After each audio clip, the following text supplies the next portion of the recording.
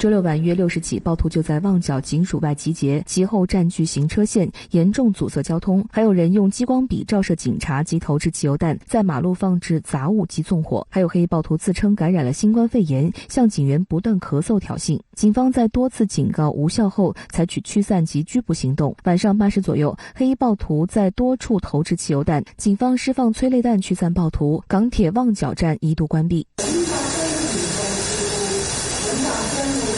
在近午夜11点时，暴徒向多辆行驶中的怀疑是警方的车投掷杂物。西洋菜南街一名警察被暴徒围攻置物，他不得不持枪戒备，但期间还有人不断向他投掷杂物。警方随后通报2宗袭警事件，2名受伤警察都要送院治疗。警方在当晚共拘捕了115人，分别涉嫌非法集结、藏有攻击性武器、盗窃、袭警、阻碍警务人员执行职务及在公共地方行为不检等。更令人愤慨的是，南葵冲赛马会普通科门诊诊所外，在周日凌晨1点左右也怀疑遭暴徒纵火。当时有保安报案称听到响声，警员到场发现地上有玻璃碎片及一个卡式石油气罐。警方指4名穿黑衣的人怀疑涉案。香港医管局早前将该诊所列为处理轻微发烧或上呼吸道感染个案的指定诊所之一。上月中旬曾有人游行反对。事实上，自疫情以来，香港已经有多家诊所以及隔离中心遭纵火。香港医管局表示，再次有普通科门诊诊所遭恶意破坏，严重威胁医护人员及病人安全，予以严重谴责，批评恶意破坏医疗设施严重影响运作，令无辜病人受害，并呼吁停止破坏行为。疫情之下，暴徒仍不收敛，反而借此作乱，令香港经济雪上加霜。香港财政司司长陈茂波周日接受采访，对周末再有堵路、纵火等事件表示担忧。参考 SARS 之后的经历，经济转差后基数较低，反弹力度自然增大。陈茂波审慎预测明年後的未來數年，認為香港經濟將有逾 2% 的增長。可能有唔同嘅市民呢都感受到喺呢個環境困難裏面，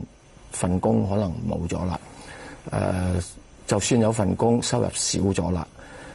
就算原本呢就一家人裏面一個暫時唔做嘢住，其他人都可以撐住，呢個都越嚟越難啦嚇。咁呢就咁嘅時候呢，就大家認識到，咁搞落去唔掂㗎喎，大家係咪應該將呢個矛盾暫時擠低咧，一齊向前行呢？